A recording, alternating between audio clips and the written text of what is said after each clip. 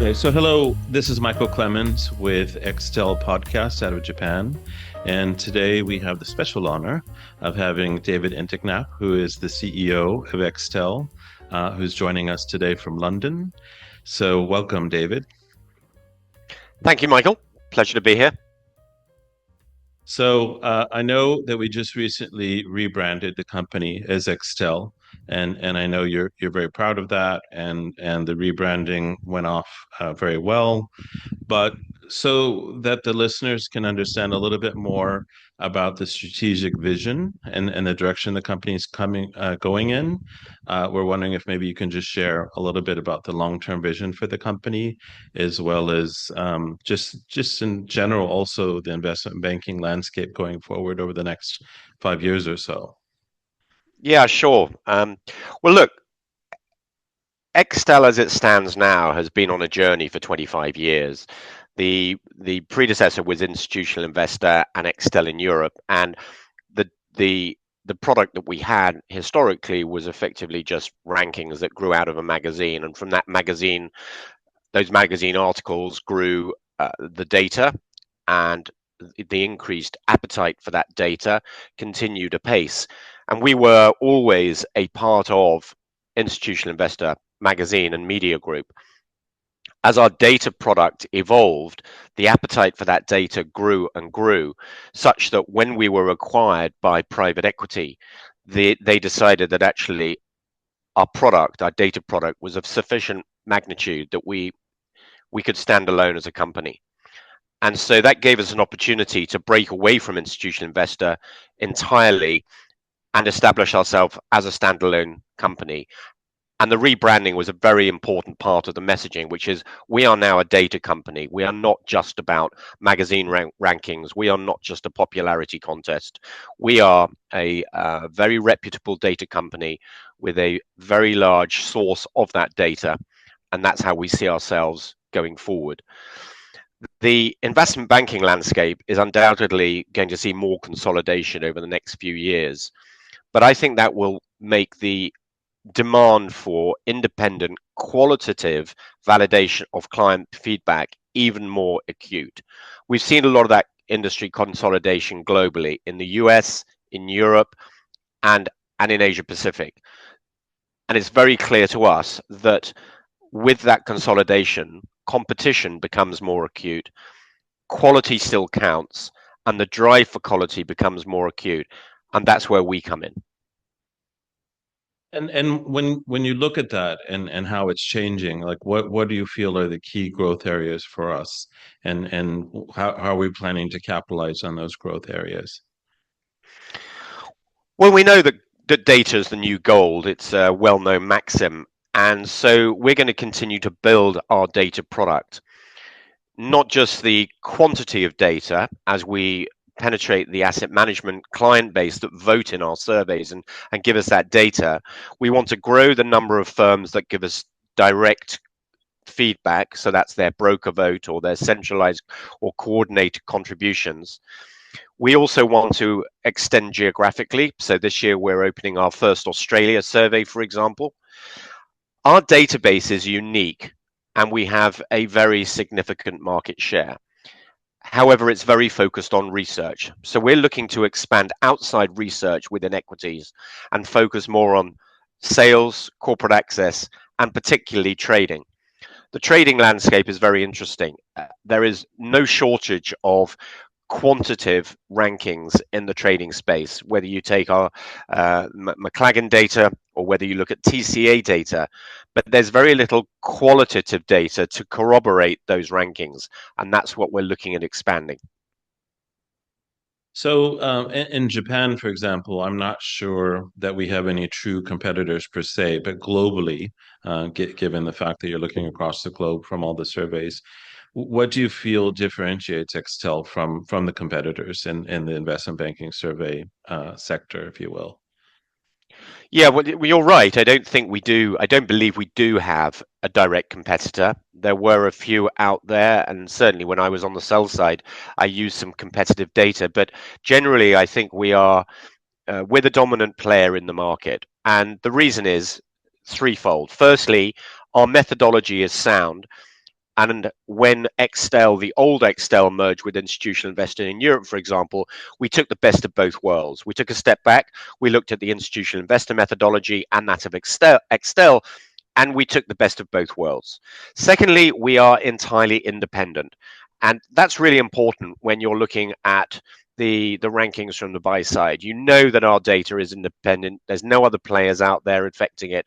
We don't show any preference to any investment bank or any of the asset managers. So we're fully independent.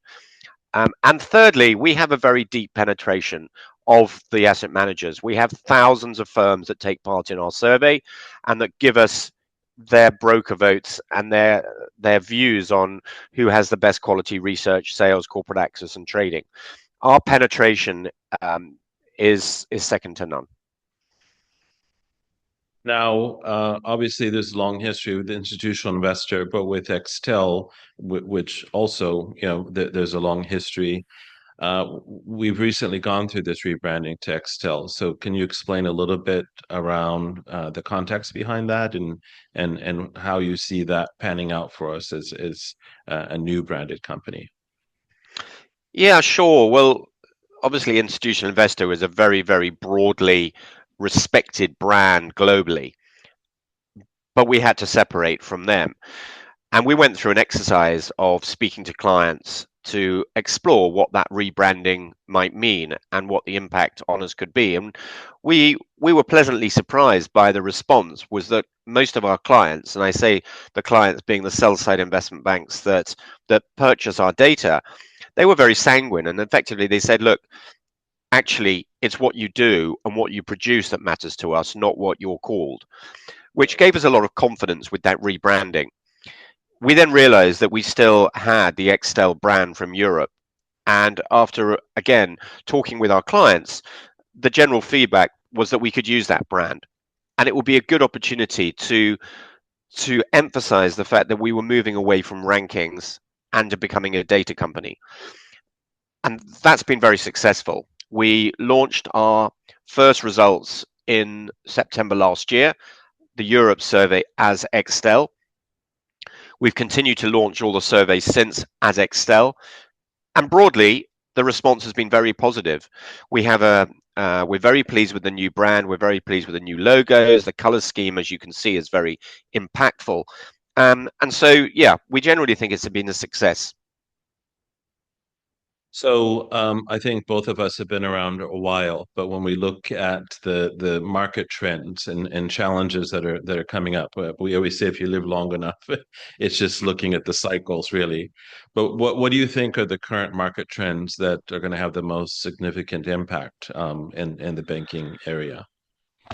Yeah, well, thanks, Michael. You've been around a lot longer than me, but yeah, I I think, I mean, look, consolidation is a huge theme and will continue to be so. So we've seen UBS and Credit Suisse in Europe. We've seen Deutsche Bank take on Numis, and this will continue to affect us. And that means consolidation, not just in the equities market, but in the IPO, and that will have an impact on us and on investment banking.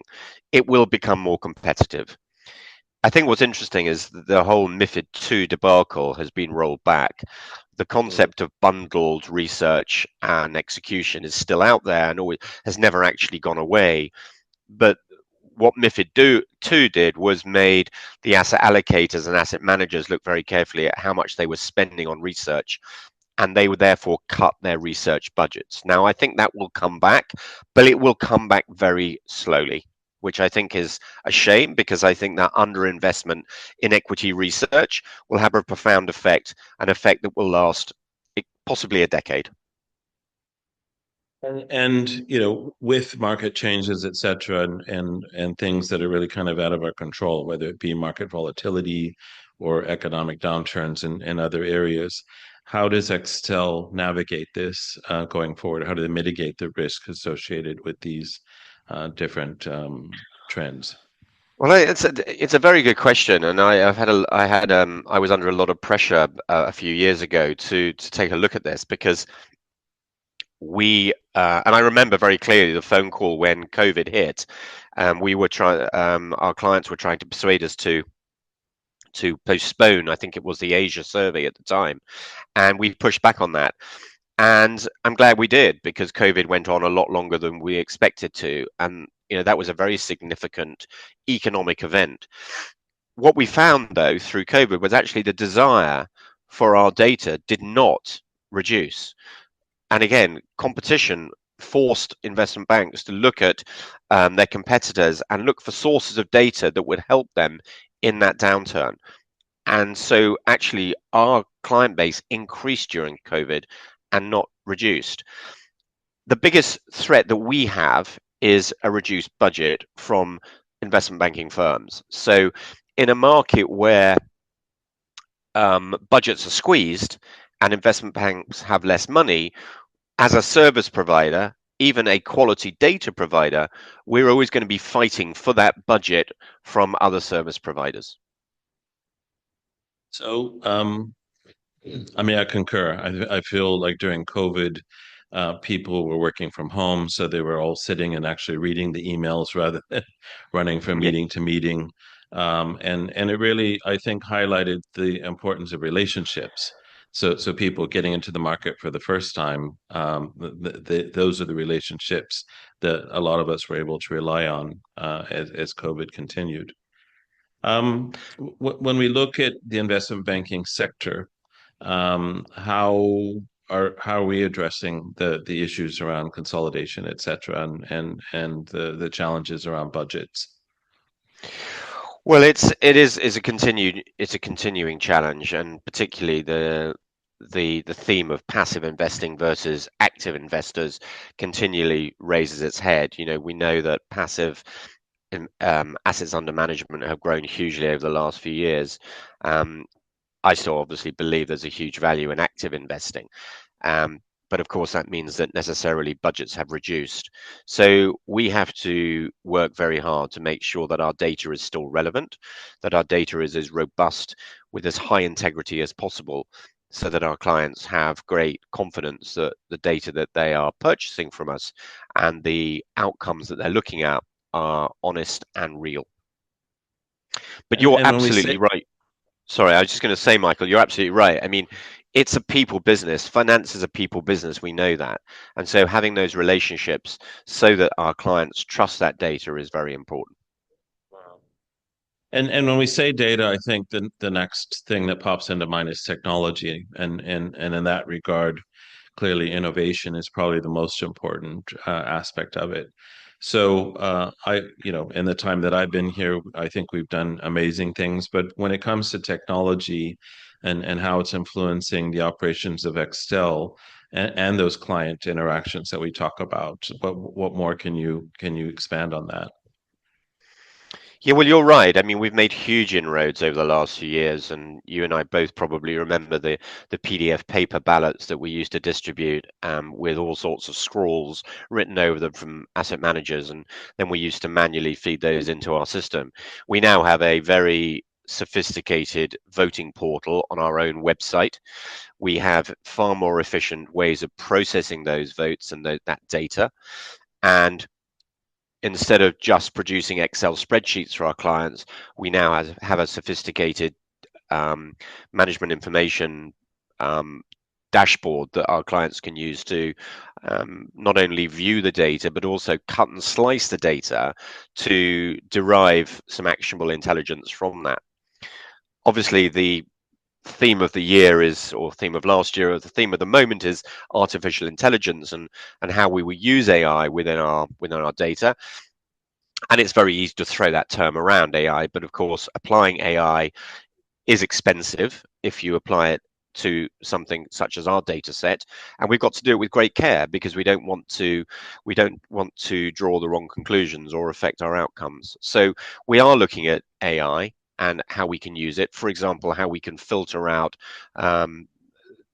contributions to the survey that we don't like, potentially, how we can interpret the commentary that clients are kind enough to put in, and how we can curate that to give more valuable outputs for our sell side firms.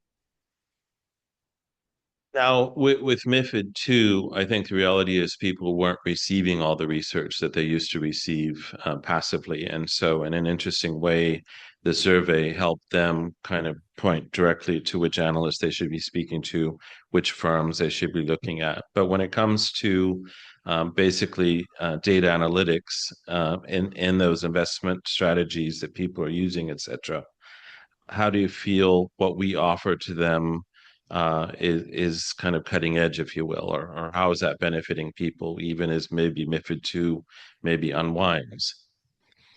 Yeah, well, we do through our management dashboard, we do give the opportunity for investment banks to analyze the data, and we give them actual insights. But most of the large investment banks, they have teams that analyze those data themselves. The value in our data analytics really is, I would say, more along the mid-market, the medium regional size brokers who perhaps don't have large client strategy teams. So what we enable them to do is to cut and slice our data. So whether it's hedge funds versus long only, whether it's tier one clients versus tier two versus tier three, whether it's a centralized voting firm versus individual, we give firms the ability to cut and slice that data to analyze their contributions, and hopefully that will mirror their own knowledge of their client base and their own direct feedback from clients. And our aim is to then help those firms navigate that data and perhaps then help them with their or their strategy, their business strategy. And as our dashboard, of course, evolves, what are some of the emerging technologies that you see in the industry that could maybe even disrupt the way people are currently doing their jobs?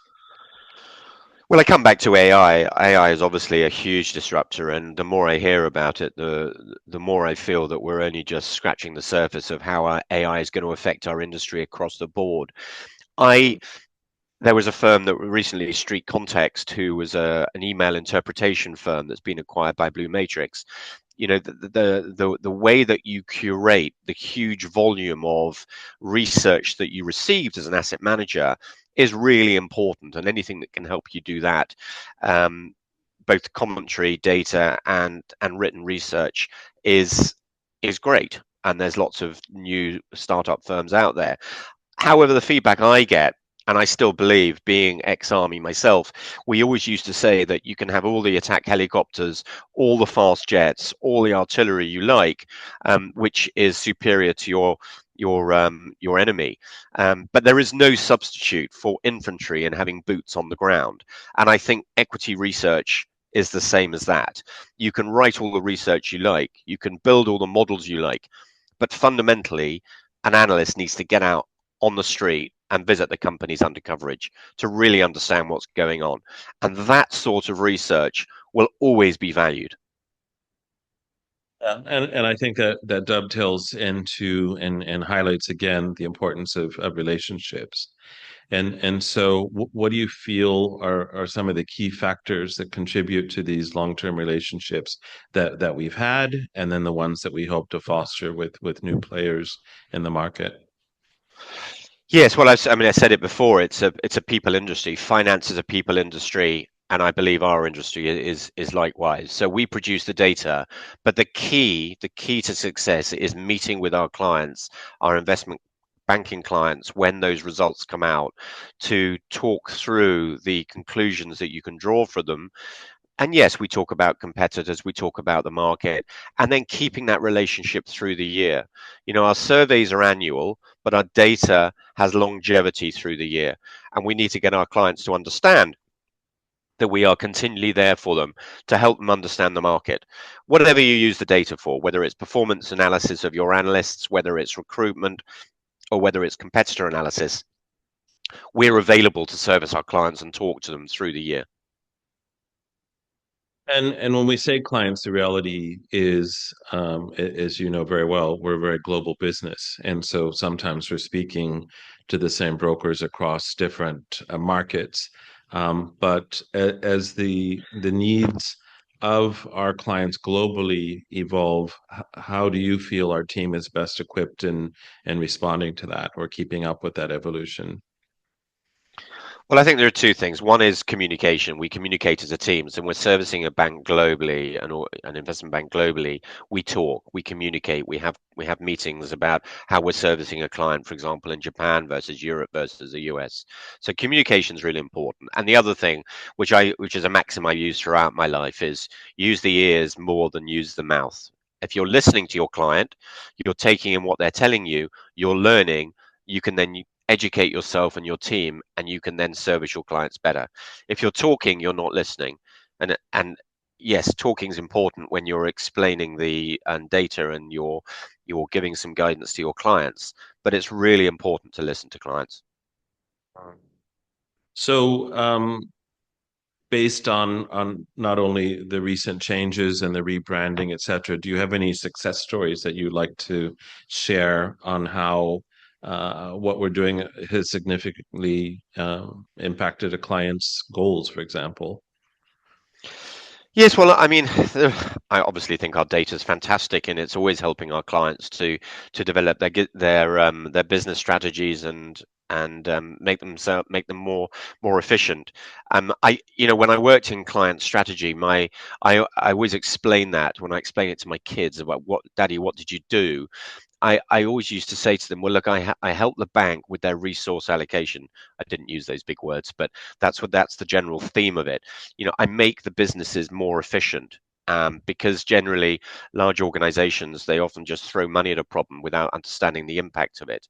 So, but when we look at the Excel data, the success story I would probably give you is one of a local broker in France called Oddo. So when I joined Excel, this was 8, 9 years ago, I'd never heard of Oddo.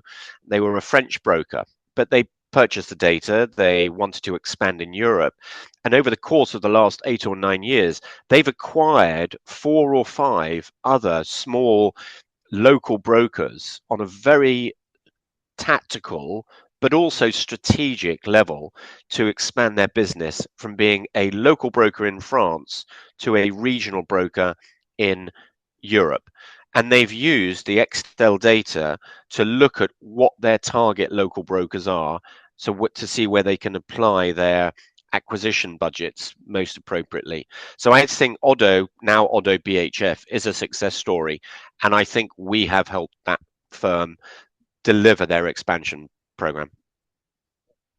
Interesting.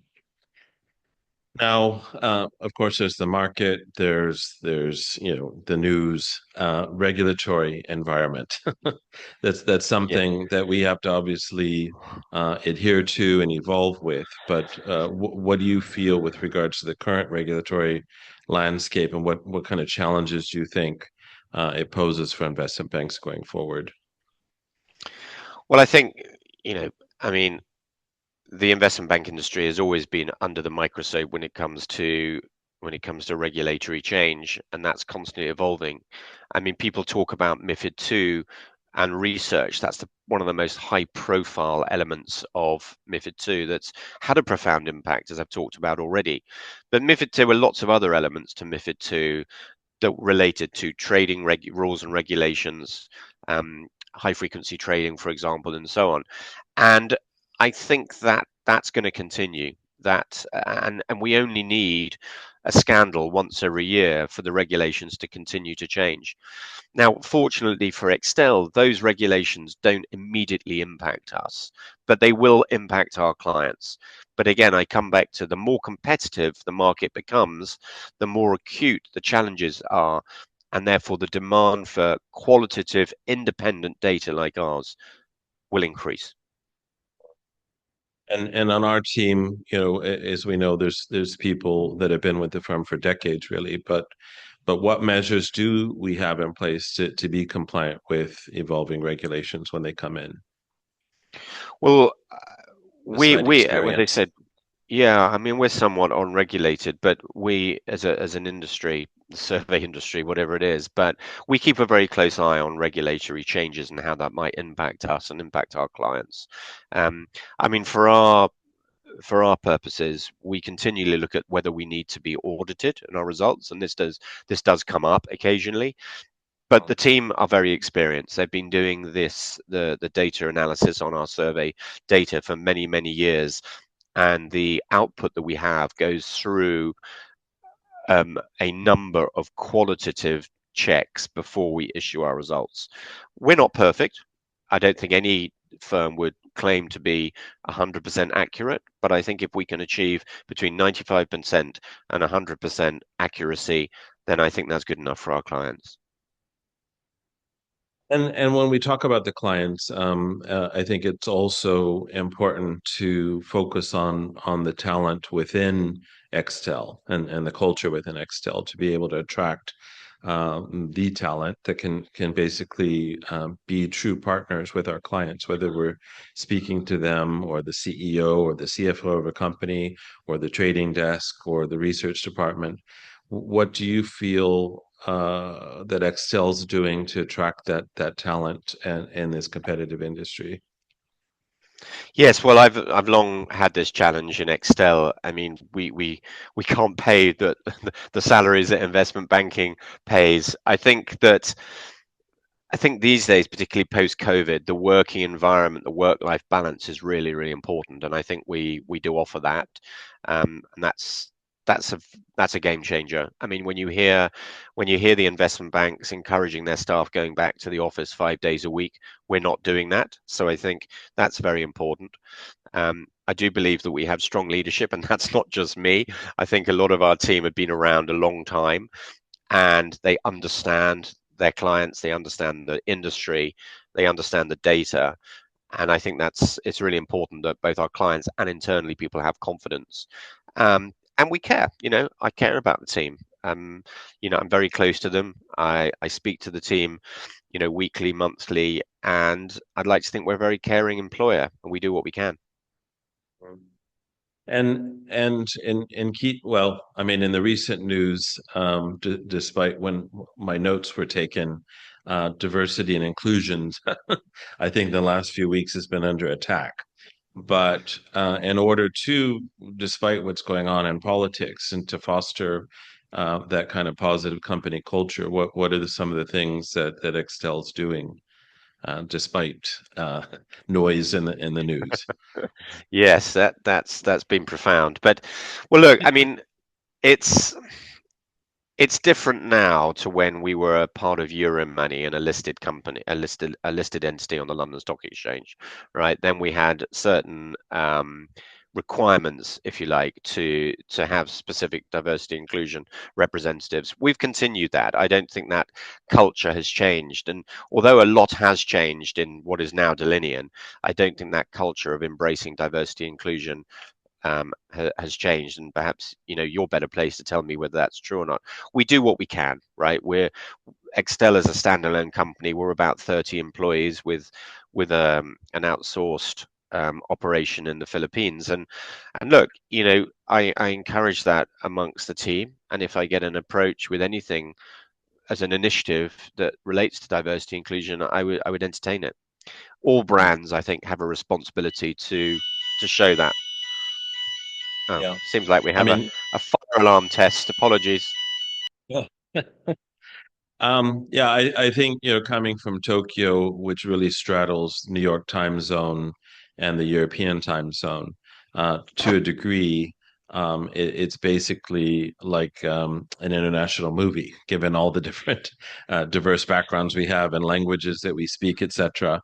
So, yeah, I can see clearly how we're continuing and to foster that.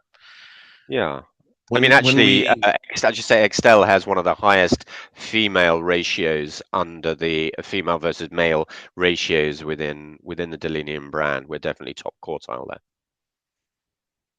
there. which is some of the top things that are coming up in a lot of the podcasts that we've had in the past: diversity on boards, Mm. diversity, across different companies, etc. So when you're looking not only at Extel but the people in Extel, what do you feel are the key or KPIs rather? How do you measure success in the organization?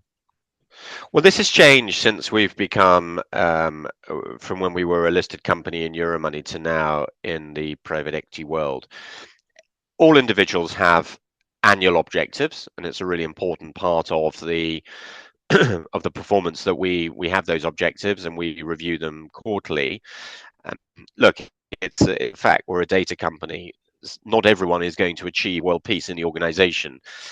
We we've moving, and I am moving to less of a strict process of reviewing every individual quarterly to a process of ongoing reviews. So I wouldn't want anyone to get to the end of a quarter or even at half year or annual feeling that they have underperformed or they haven't delivered what they were going to. So everybody has a performance objective, but also everybody's performance is related to the financial performance of the company, so that everyone feels to a degree a ownership over the financial performance of the company, and that is new.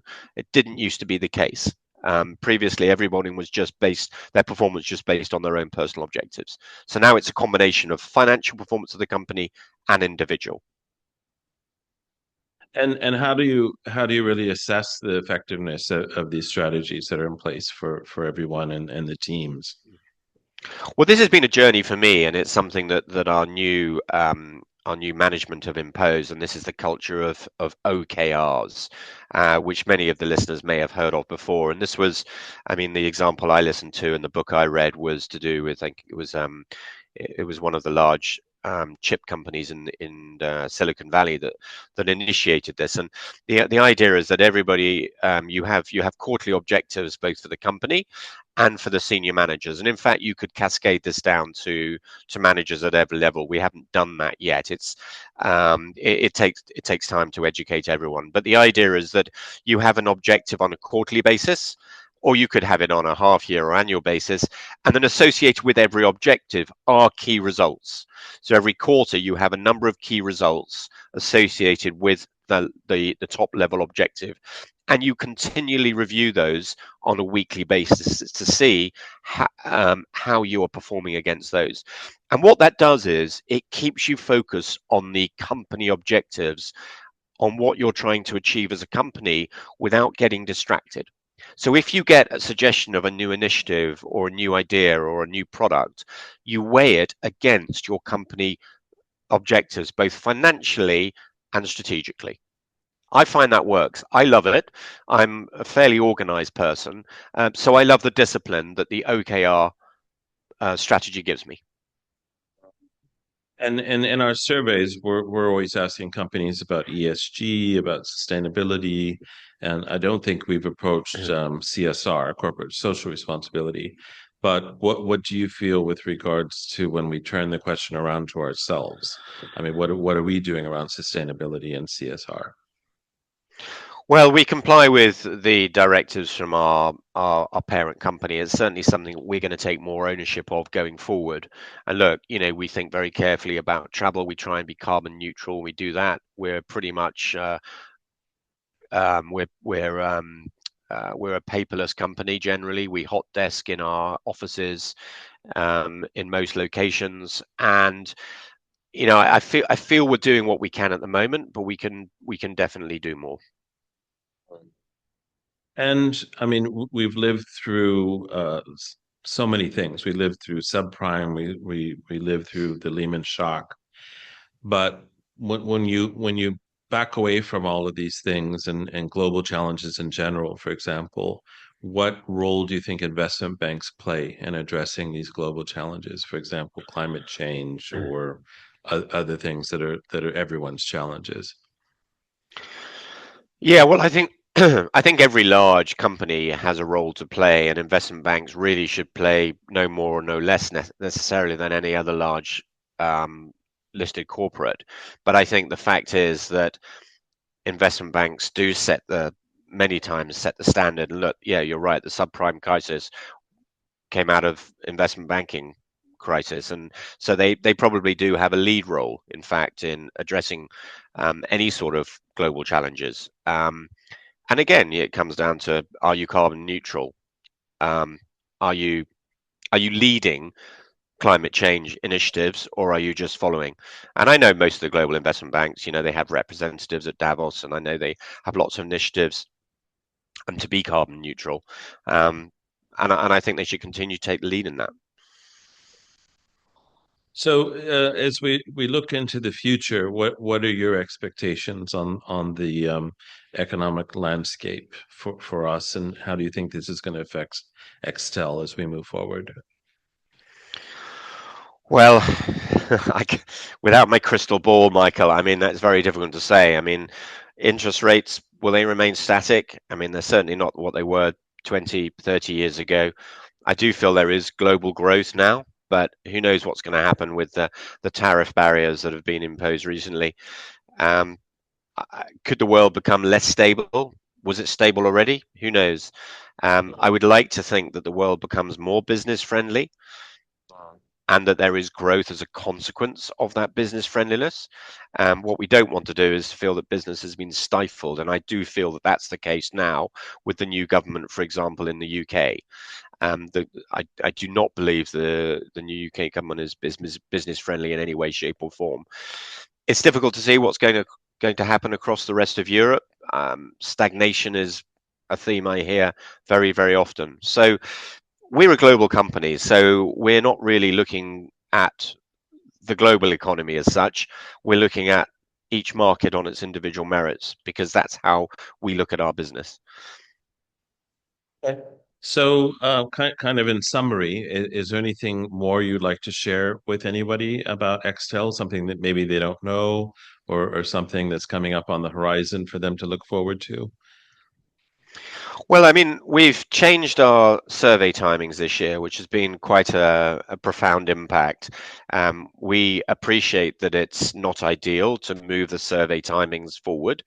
In fact, what's happened is we made a strategic decision last year not to conduct a standalone China survey, and that allowed us to shift some of our surveys forward by 1, 2, or 3 months to give our operations team more space between closing one survey and opening the next.